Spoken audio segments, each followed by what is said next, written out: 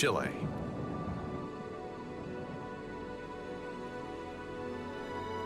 There are a few places on the planet with such dramatic contrasts.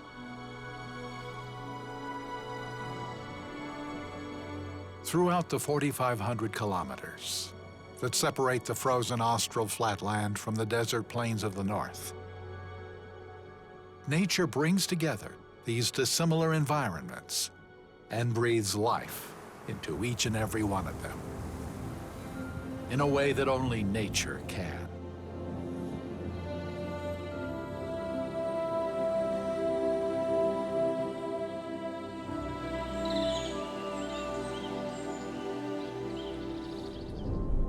There is much diversity here, a diversity that even the long-term residents of this area know little about, let alone anyone living on the other side of the world.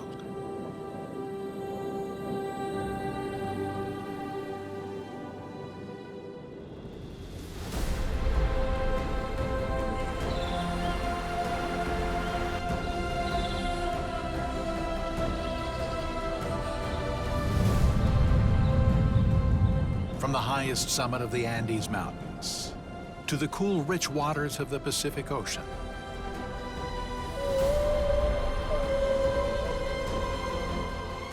these are unique places where the most unlikely plants and animals live.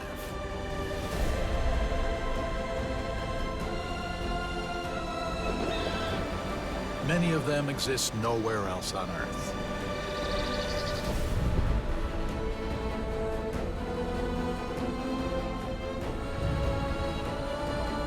Each fighting to survive in the remote landscapes of this very special country.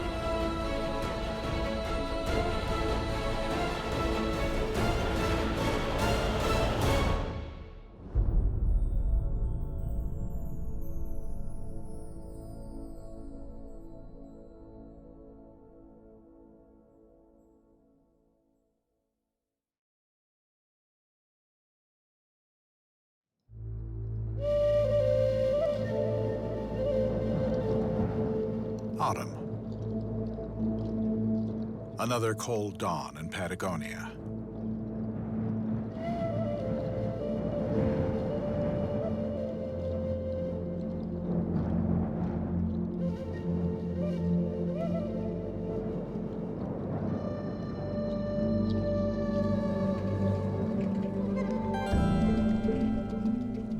Herds of guanacos are the first to rise and roam these bushy Patagonian hillsides. At the foothills of the massif and the towers which give name to this landscape, guanacos by the hundreds feed here in Torres del Paine National Park. Their current numbers might impress, but they are in fact a mere fraction in comparison to the hundreds of thousands that roamed these landscapes 100 years ago.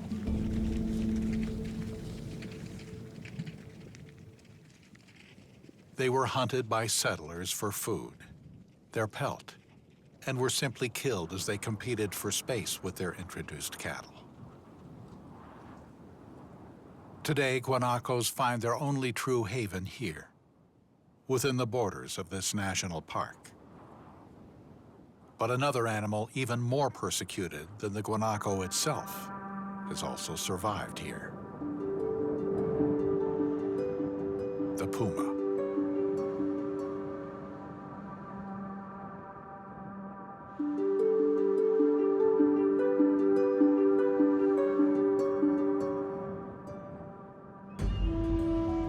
Within the safety of rocks and crevices, pumas spend most of the day sleeping and basking in faint, warm sun rays. But it is also here where she has decided to perform one of the most noble and difficult of chores in the animal kingdom, which will guarantee the survival of her species: the raising of her cubs.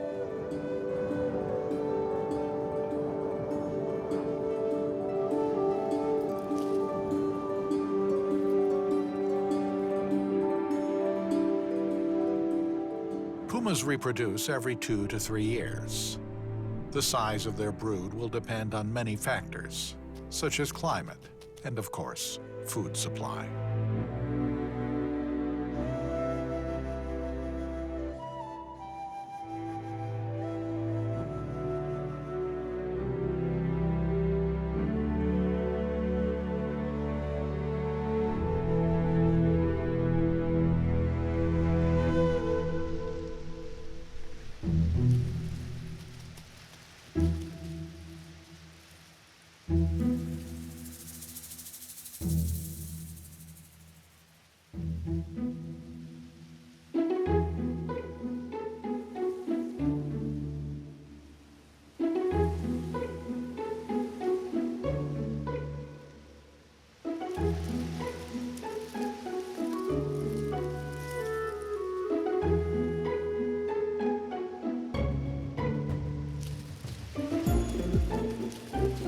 Not all is work for these large cats, as they spend a good deal of time playing with their young cubs.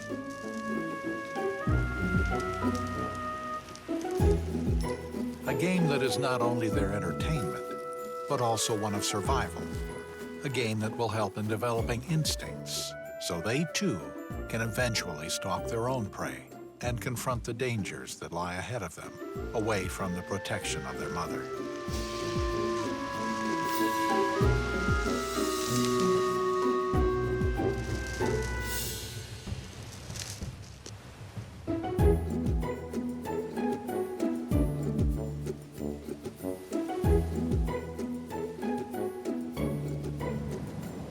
Although they can be found along the entire length of the American continent, it is within the boundaries of Torres del Paine that we find a special place for pumas. A place that allows us to witness directly some of the most intimate moments in the lives of these big felines. Reaching maturity is a difficult chore, and it's possible that none of them will survive.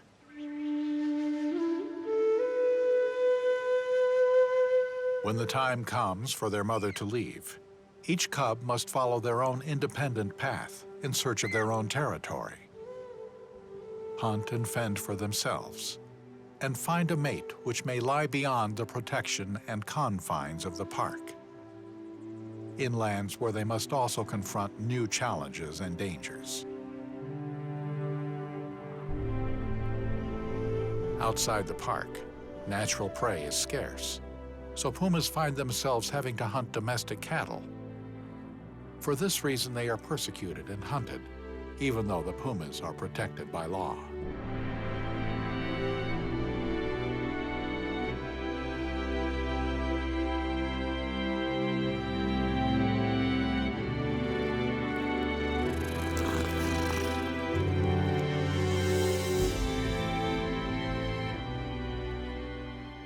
These are the first images of pumas nursing in the wild.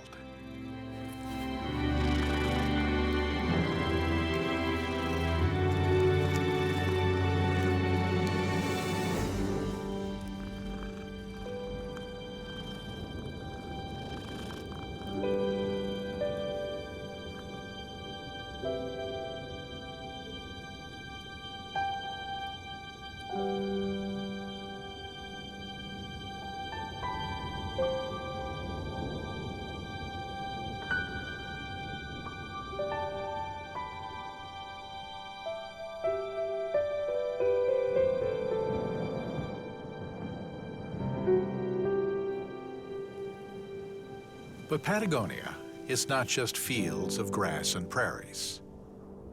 Towards the Pacific, landscapes, plants, and animals are widely different.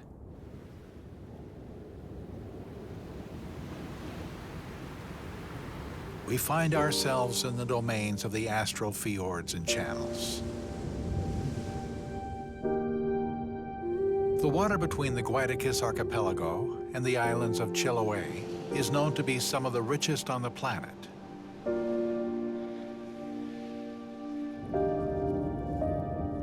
Thanks to the combined effect of the Earth's rotation, winds, and cold currents, abundant nutrients are brought to the marine surface. It is here that it mixes with the waters brought down from the high mountain peaks. It is also here in these extremely rich waters, where the largest animal to have ever lived on the planet has found its home.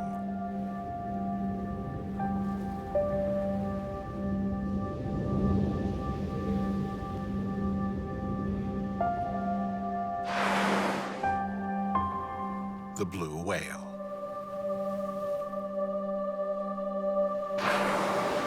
But this is no ordinary blue whale, as recent discoveries have found that the blue whales that live and feed here are an isolated population.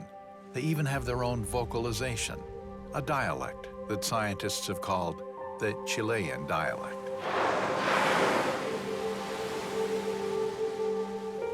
The whales that we observe on the coasts of Chile, Peru, and Ecuador may possibly be an entirely new subspecies, unique and different to other blue whales that inhabit other oceans on the planet.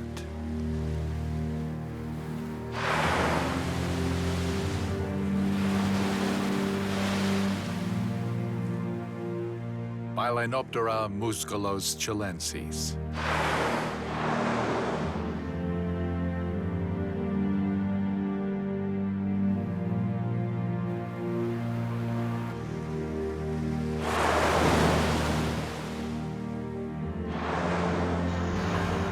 Although it sounds very strange to our own ears, this is the dialect that differentiates it from other blue whale subspecies. Similar to the sound produced by a ship's motor, this is the dialect of the Chilean blue whale.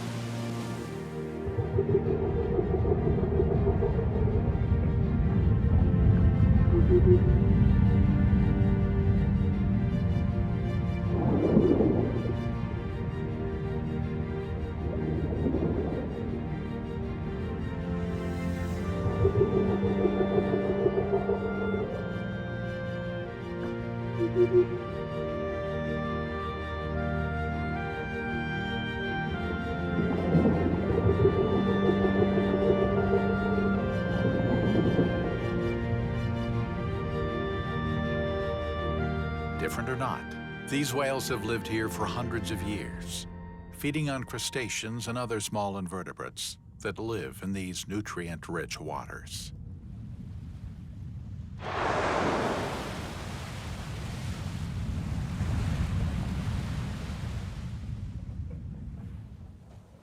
These invertebrates are known as zooplankton. When they feed on phytoplankton, they release a natural chemical that is an irresistible seductive for one of the least known creatures that inhabits these mythical waters.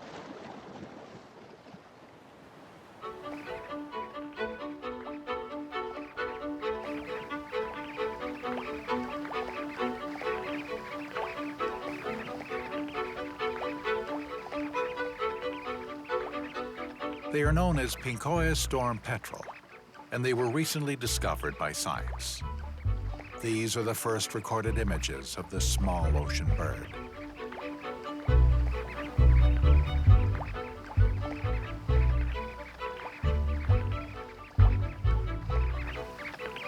Together with albatross, petrels, and shearwaters, the Pincoya possess one of the most developed senses of smell known in the marine aviary kingdom.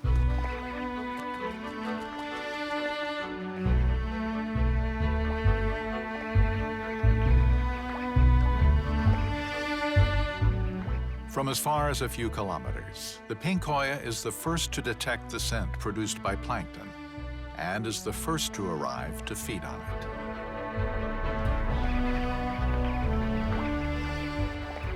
Delicately dancing over the water, these birds utilize their colored toe web membranes to attract the tiny crustaceans and other minute marine animals.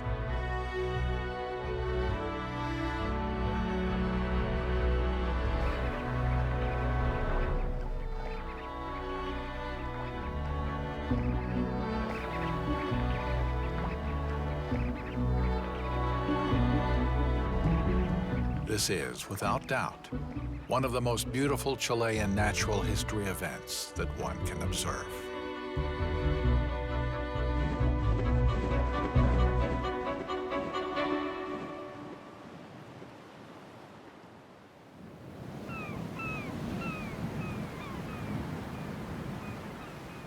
The Pacific waters that mold the coast of Chile is home to the largest animal that humans have ever known. It is also home to the smallest marine mammal in the world.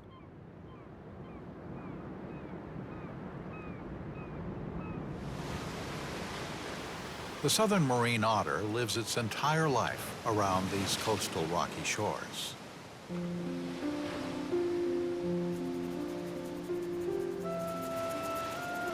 Here, amongst protected rocks, they rest beneath the warm sun rays of this desert coast, just as this male is doing. These small marine otters live exclusively feeding within these cold, rich waters.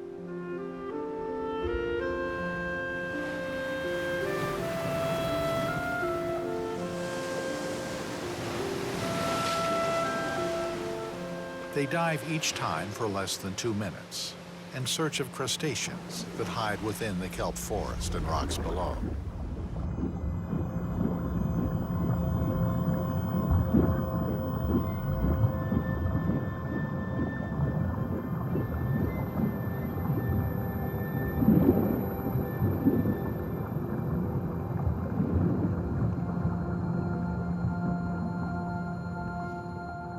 After capturing its prey, they seldom make it to shore before they begin enjoying their feast.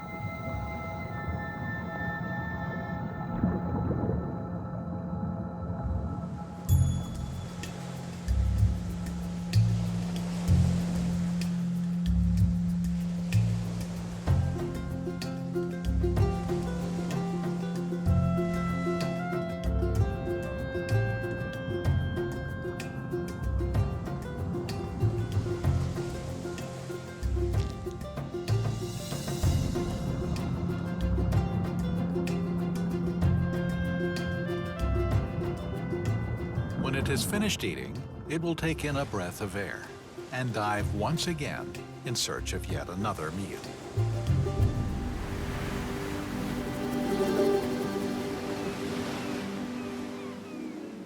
In the meantime, his partner is also concerned about keeping her fur in tip-top shape.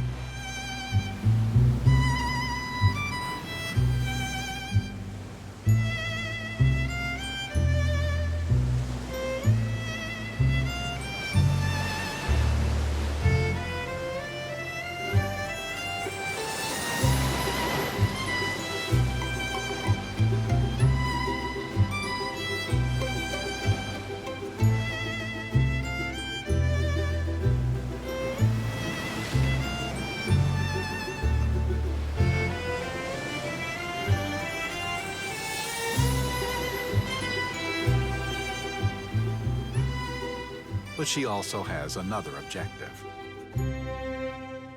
to prepare her den for the little ones that will soon arrive during the summer.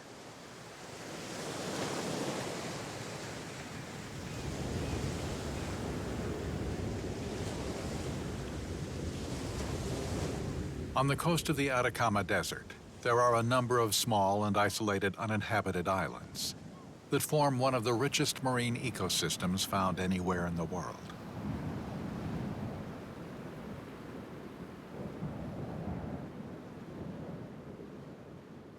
These islands are not just the home to innumerable birds and marine animals. Without doubt, one of its least known residents does not depend directly on the ocean for its survival.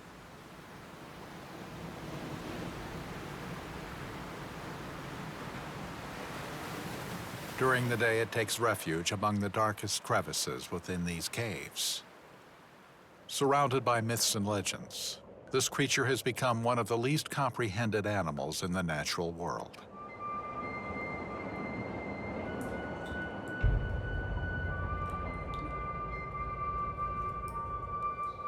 The vampire bat.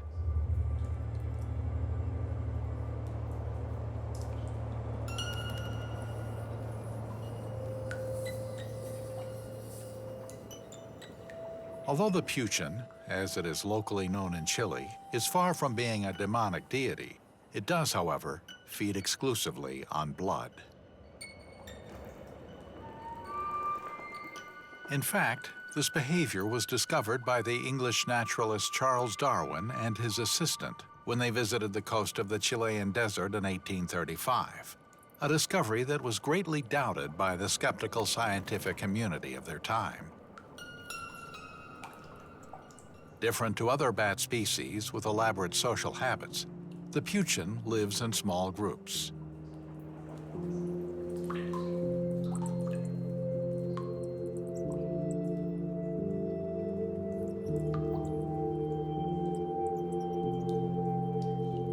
Using their hind legs, they hang from cave ceilings, forming small clusters for protection and rest. As males, females, and juveniles huddle together within the most protected parts of the cave.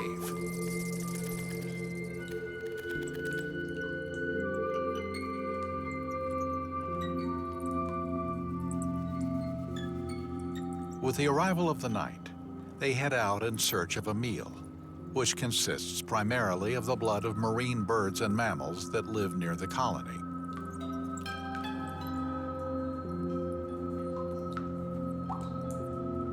Today, their population is in decline.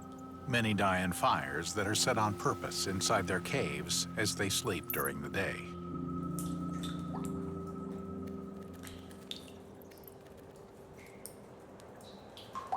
Unless we have an immediate change of attitude towards this key species, then their future will be in question.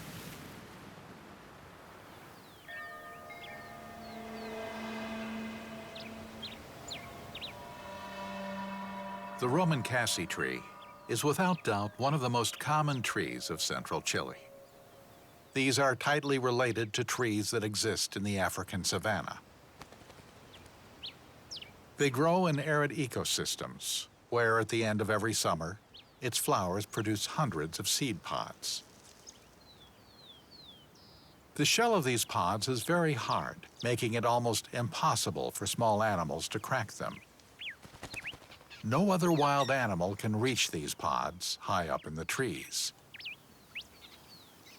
There is, of course, one animal with this exception, and it is one of the most common inhabitants of this habitat.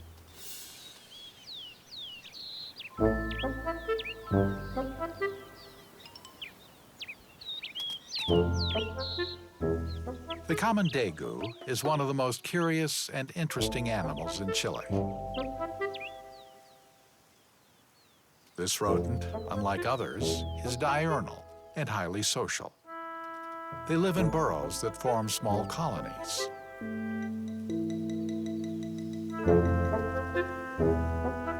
During the hottest season of the year, they leave their burrows early in the morning to avoid extreme heat during their feeding time.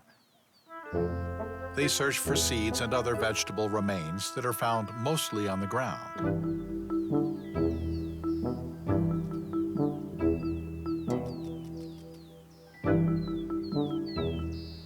Others climb small bushes to eat plants and the most tender of foliage.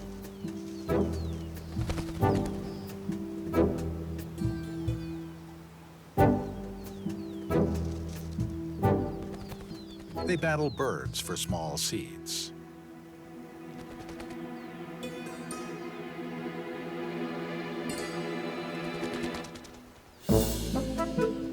This is a female, one of the eldest in the colony, and she has a very unusual technique for finding a meal.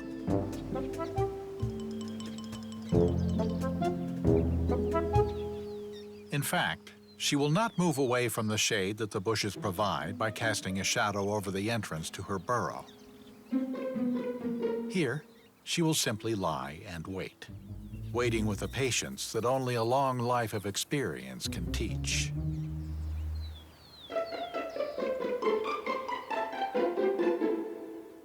Many hours of waiting may pass, whilst the young dagus run, play, and groom themselves.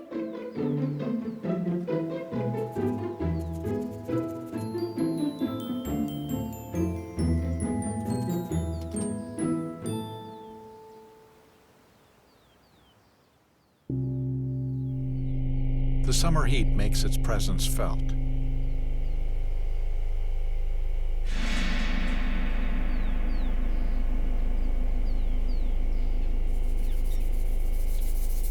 few dare to leave the shade provided by their bush, while she continues to wait patiently.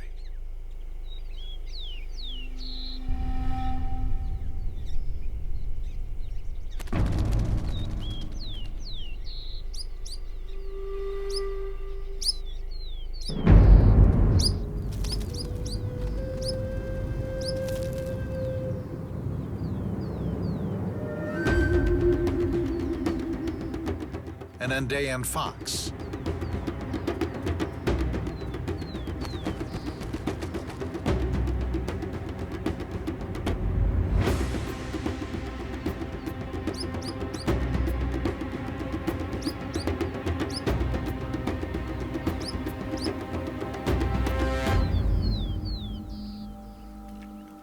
but this one has other plans.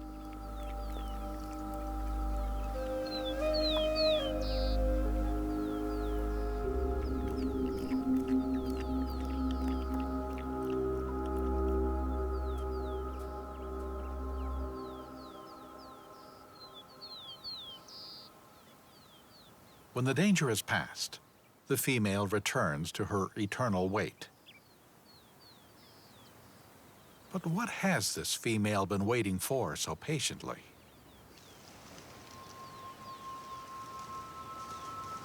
Wind.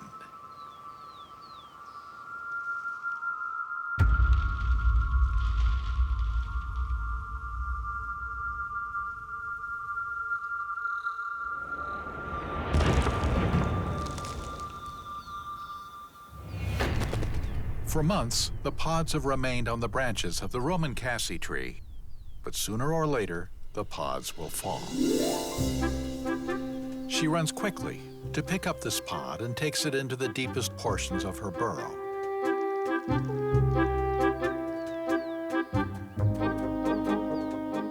She repeats this over and over as much as possible, securing food for herself as well as for other members of her colony, ensuring a food supply during times of scarcity.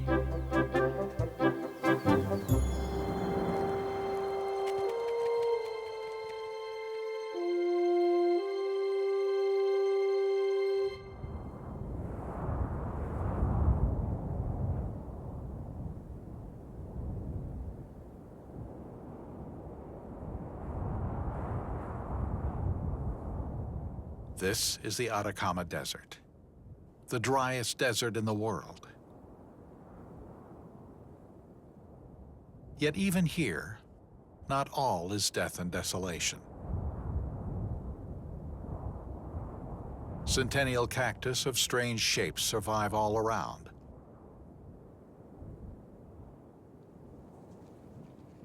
As well as the scarce desert guanacos that also discover ways to endure on little water. They find vegetation as nutrients to keep them hydrated and fed.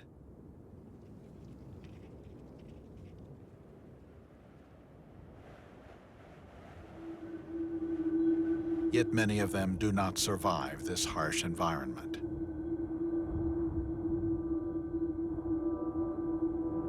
But how do these plants and animals survive in this, the driest desert in the world? Here, on the Pacific Ocean, we find the answer.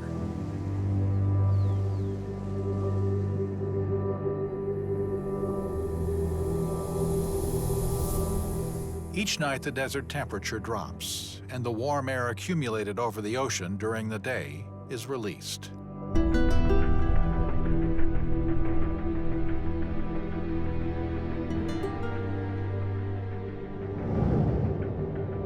This produces the common chaka, a dense fog charged with humidity that moves toward dry land, giving all plants and animals that live there literally a breath of humid air.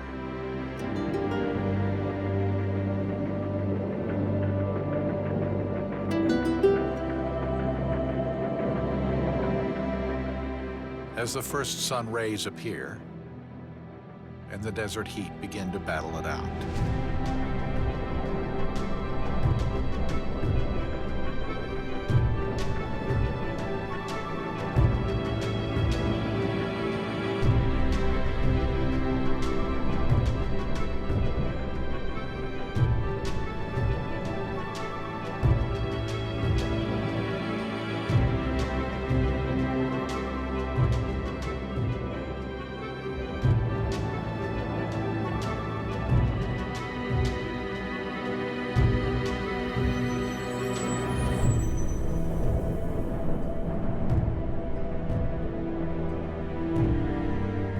as quickly as it arrived, the thick fog relinquishes its gains to the heat of the sun.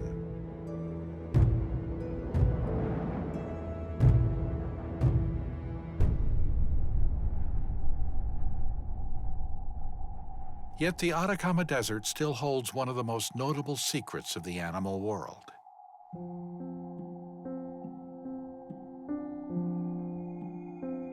Every few years, climatical changes produced by the phenomenon called El Niño create the perfect balance to produce rain in the desert. The desert transforms itself. Firstly, a green blanket covers the desert hills and plains.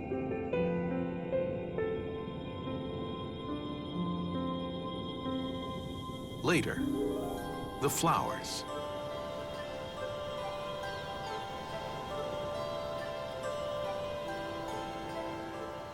Multicolored fields cover the landscape, as if taken from a painting by Monet.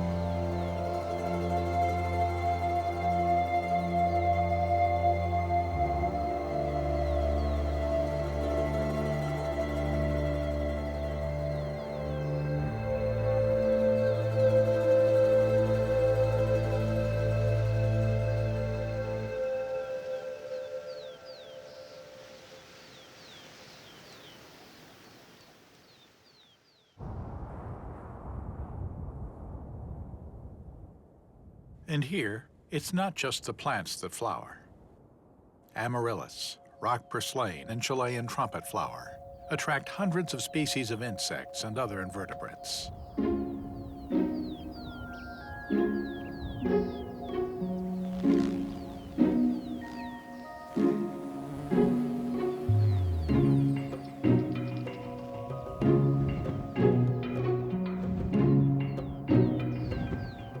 These insects supply an invaluable food source for all animals that live on the edge of starvation.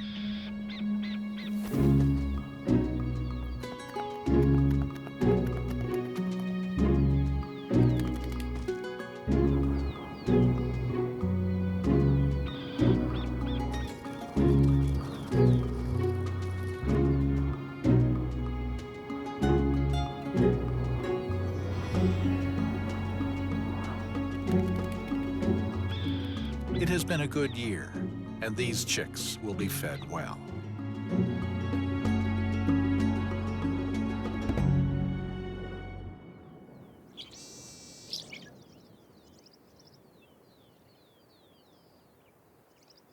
The mourning Sierra finch, one of the most common bird species in Chile, fills the desert with its characteristic call.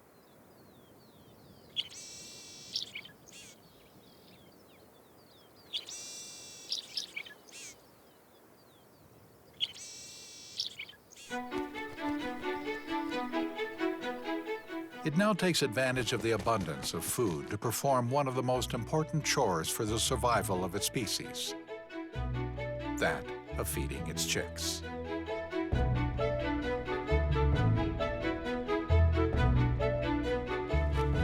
The long cactus spines deliver the only effective protection against predators that are found in this desert.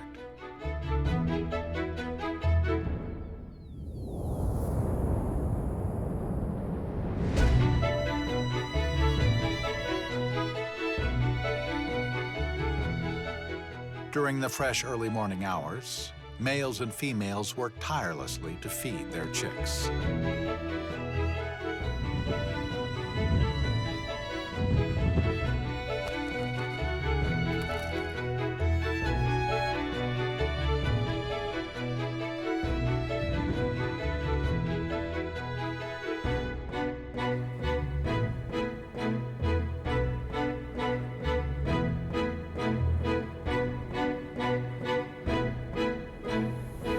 heat takes over the desert very quickly.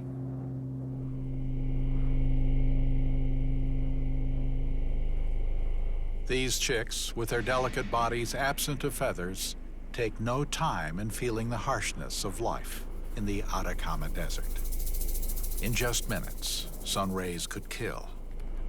But the mother knows and protects them quickly. With her body, she provides them with shade. And by raising her legs, she allows for a gentle breeze to flow between them, lowering the temperature of her nest by a few degrees, which allows the chicks to remain cool during the hottest parts of the day. The heat is intense, and the mother feels the suffocating grasp of these temperatures.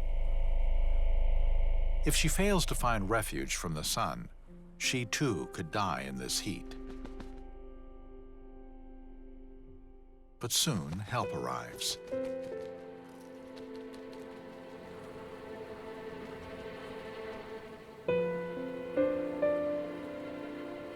As the male takes her place.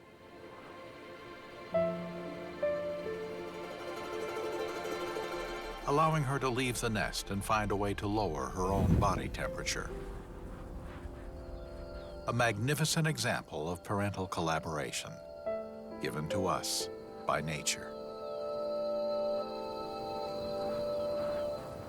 Although in plain sight, the desert may look like a garden, to the mother, it continues to be an arid desert.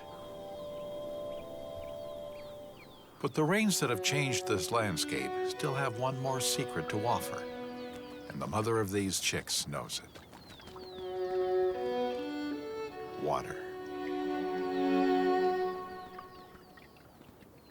This is the most precious resource for life in this harshest of landscapes.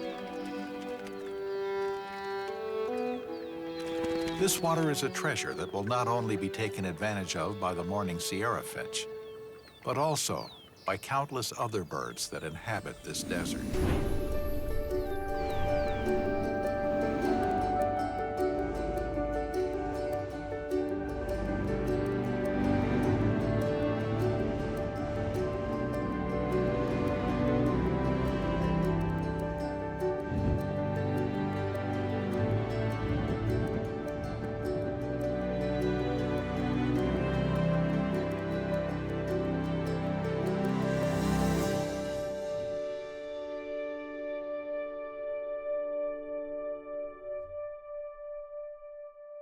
This change in the landscape of these desert lands also produces a change in the behavior of the animals.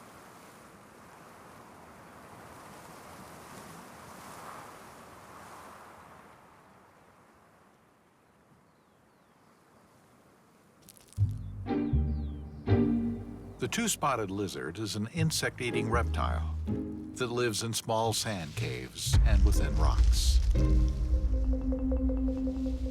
During the first rays of light, they leave their burrow and search for food. They patrol their territory anxiously, paying close attention to every movement between flowers.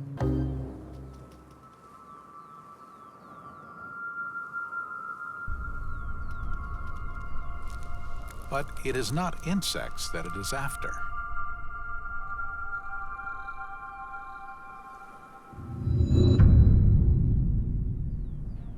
It is in search of flowers.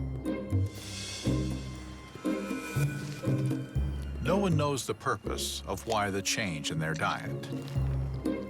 Scientists had never described this behavior before. This is the first recorded footage of these never-seen-before changes in behavior.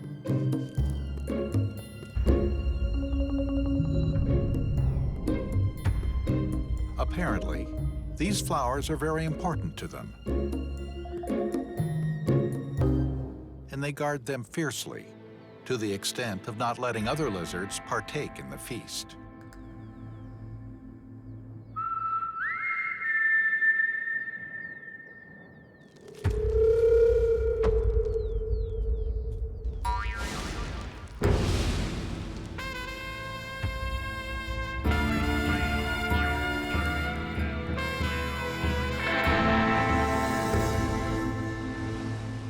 they do this to extract water from the petals, minerals, or maybe they just take advantage of the abundance of this type of food source?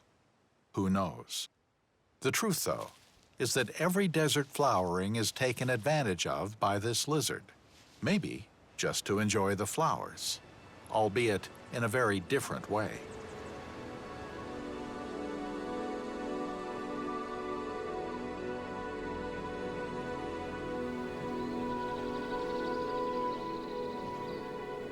Although less abundant than in the desert, flowers also bloom in the southern forest. Amencae, the astroemeria, and the red amaryllis grow on the forest floor. Meanwhile, the field clavel, the little bird, and other twines travel up tree trunks and bushes in a fast upward-paced race towards the sun. Without a doubt, Chile's national flower is the jewel that crowns this forest of the central south of the country. The Chilean bellflower covers those areas where the sun's rays hit timidly, crowning the tip of these green vines and red flowers, meters above the forest floor, and out of arm's reach for those that extract this flower illegally. In spite of this, the Chilean bellflower and other wildflowers continue to survive across Chile, slowly gaining back habitat lost over time to modern man.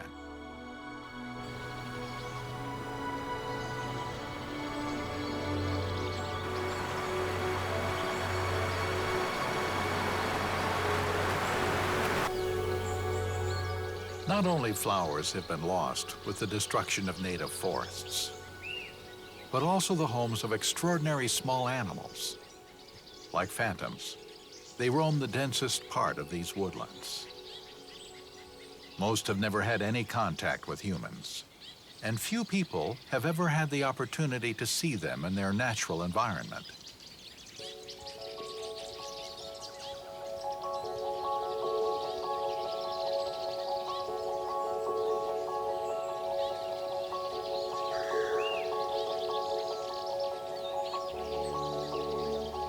This is a world of small alien creatures, all of which are formidable predators.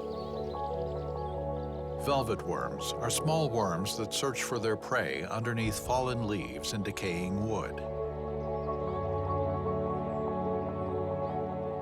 On the other hand, the Darwin frog stands guard, almost completely still on top of small branches and stones, watching for the movement of small invertebrates.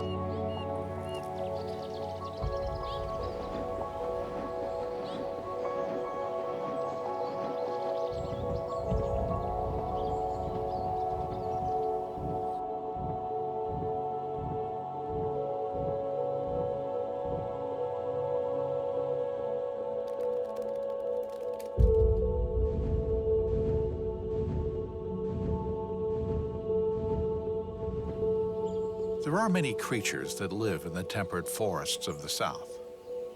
Most all are difficult to find, as they barely leave any signs of their presence.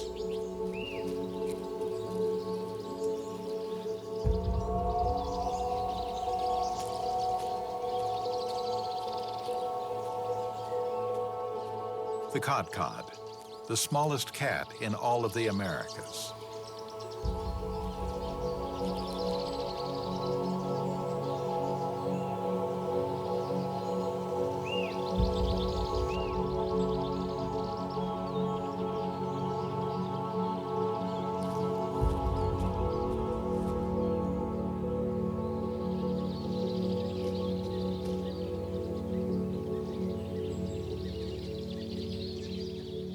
The smallest deer in all the world also lives exclusively within these forests. The southern poodoo is a solitary creature that rarely leaves the cover of trees, except occasionally to feed on fresh grass or to move from one part of the forest to another.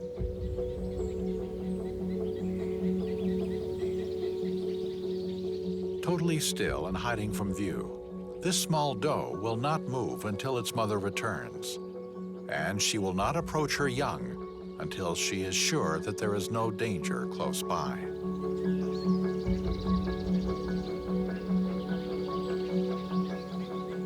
older animals such as this one are rare to see in nature, as they succumb early on to disease, natural predators, and with more frequency, the fatal attack by domestic dogs.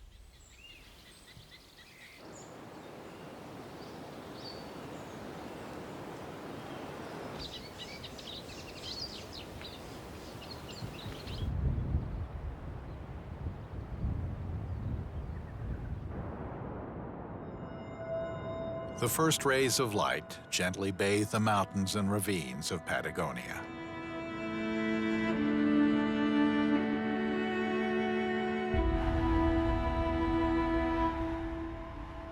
But here, not all animals are active this early in the day.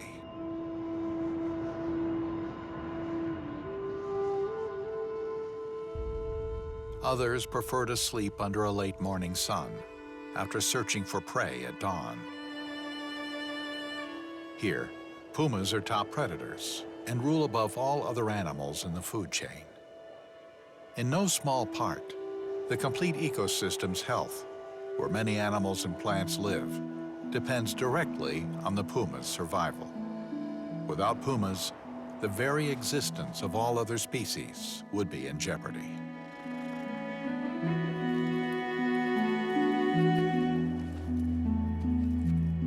She is 5 years old and has never been a mother. Even so, she is one of the dominant females of this area. She patrols her territory in search of packs of guanacos, her preferred prey.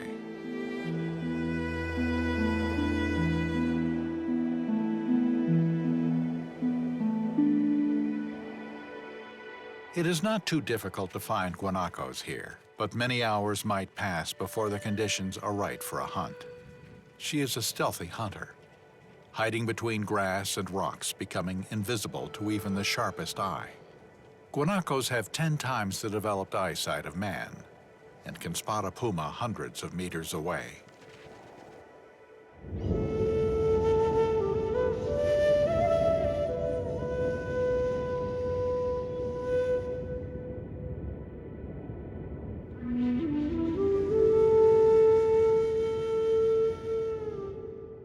Dusk arrives, and she has yet to make a kill.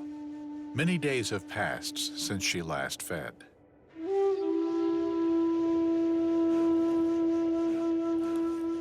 A good number of guanacos continue to stay nearby, which makes it even more difficult for her to remain undetected.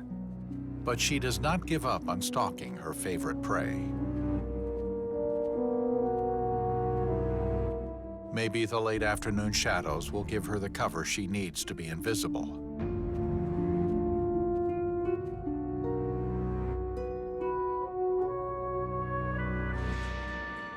She needs to be able to get to within a few meters to be able to make a kill successfully.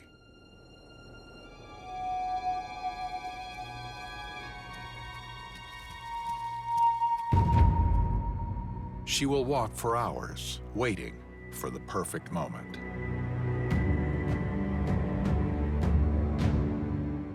An unaware guanaco seems like the perfect prey. Yet the puma must be completely stealth-like if it is to succeed. A false move and it's over. With each passing minute, she is a bit closer. A few more meters and her patience will be rewarded.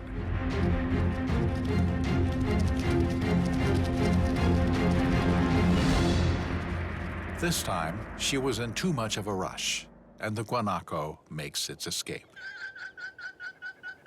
Another day without food.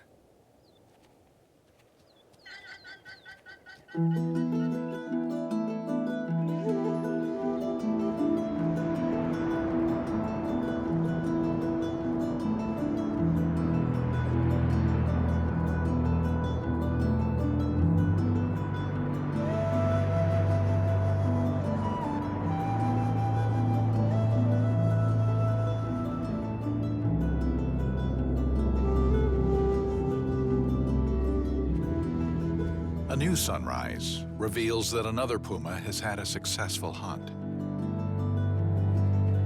A juvenile approaches in search for food.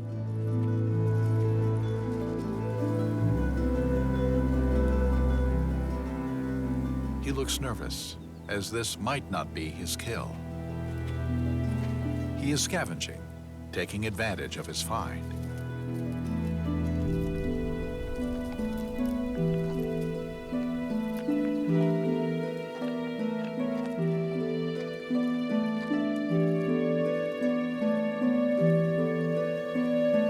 He quickly eats what he can before his cover is blown.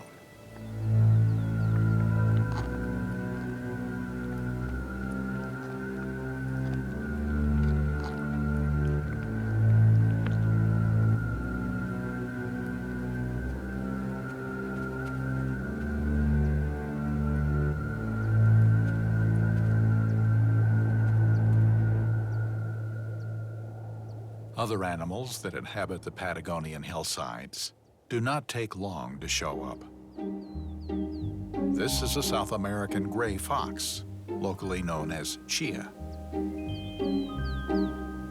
Out of all the Chilean foxes, it is the best adapted to live in the openness of the Patagonian landscape.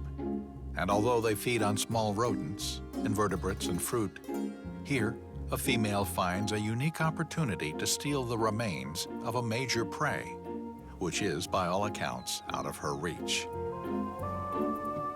She eats as much as possible in as little a time, and must always remain on high alert before the puma returns.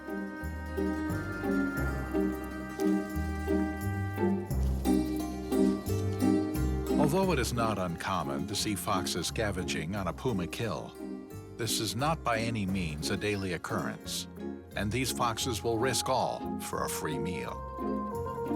They don't like sharing their good fortunes with other foxes, even when it was not their kill to begin with.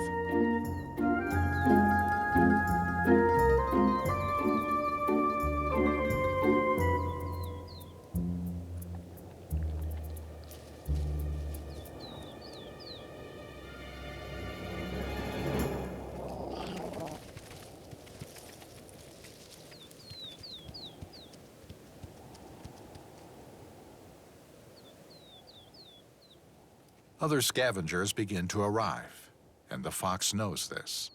This is why it must feed even faster before competition lands from above. It astutely hides some meat for a later day, as these animals never know when they will eat next.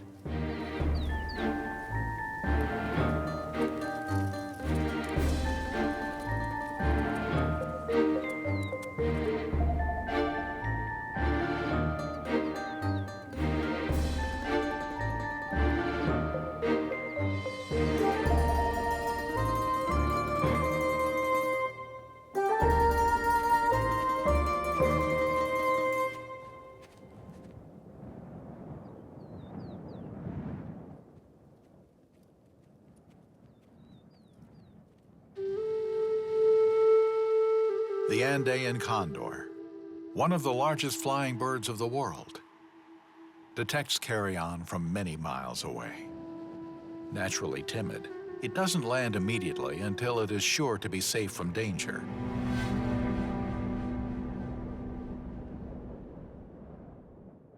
Immature birds are much more impatient and are the first to risk landing, followed by the rest. In just a few minutes, a group of condors is now devouring the remains of this guanaco.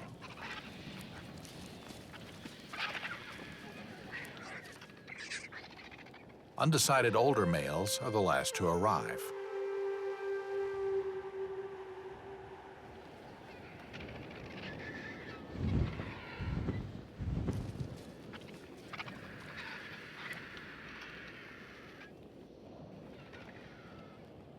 But this one bird is more concerned about presenting its credentials than feeding.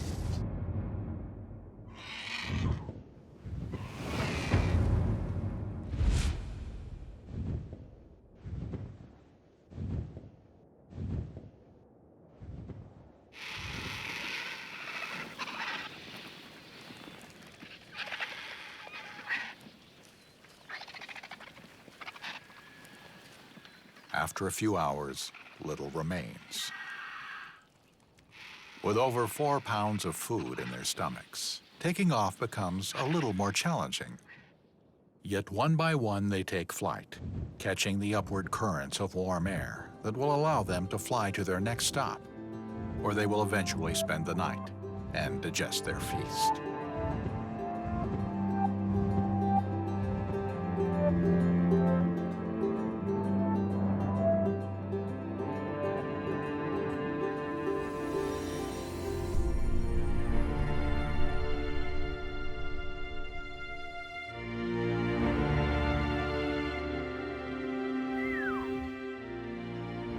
Meanwhile, the pumas have no option but to begin the hard task of searching for more prey, assuring their own survival and that of their extended family.